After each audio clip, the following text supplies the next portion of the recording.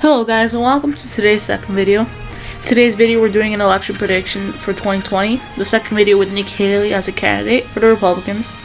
This election we're doing Elizabeth Warren, the current United States Senator from Massachusetts, and Nikki Haley, of course, the current U.S. Ambassador to the United Nations. So with that said, let's get on with the map.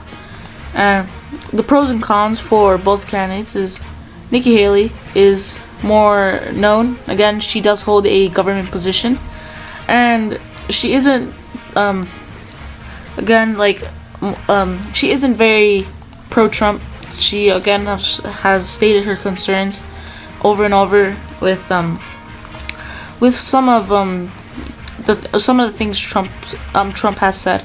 So, and again, a pro for Elizabeth Warren is that she's a progressive candidate. So she'll win that vote easily. She'll win the more left side of her base, Democratic, the more liberal, progressive side. But the issue is that she won't do well with conservatives and moderates because they'll be alienated by Elizabeth Warren and progressive views.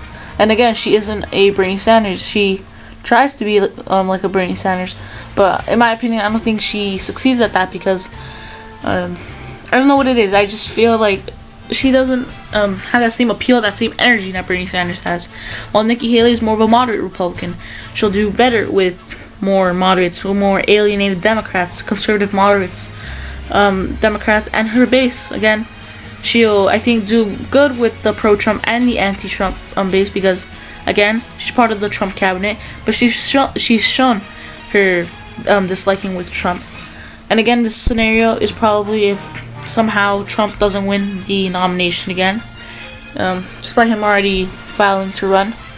But now getting on with the map, I think North Carolina will be solidly in the Haley camp because again, I don't see a way for Warren with her progressive appeal to win that state. Elizabeth Warren, I think, will keep the state of New Hampshire again. The southern part where most of the vote is right next to her home state. We'll give the benefit of the doubt to Elizabeth Warren as well. If you don't run Trump, I don't think you can win the 2nd congressional district in Maine, so we'll give her that. State. New Mexico's been a pretty Democratic state. Went blue for Al Gore in 2000, then gone 3 times straight for starting from 2008 to the Democrats. As well as Nevada, there's a huge Latino population in that area. She can win Reno County, the cities of Reno, Las Vegas. I think she'll do pretty well in the state, and we'll give her the benefit of that. She'll carry that state. As well as Minnesota, that state is trending Republican, but still has a pretty big progressive base, big Democratic base. And again, in my previous election that I made, go check that out by the way. I said Trump destroyed Elizabeth Warren. I can't recall, but I think Trump even won that state. So, with that said, again, if you don't run Trump, I don't think you'll have that same appeal that he can get with more Rust Belt workers, Reagan Democrats, moderate steel workers, and yeah, so the white working class. But so for that reason, we're gonna give Michigan to Elizabeth Warren, but as well as Virginia. Again, the growing Washington D.C. suburbs are always helpful for the Democrats, but this is where it starts getting bad in my opinion, for Elizabeth Warren, because she's not gonna be able to do well in more of these places where they're more Republican counties, because I think Nikki Haley will do well in these places where there are fewer Democrats.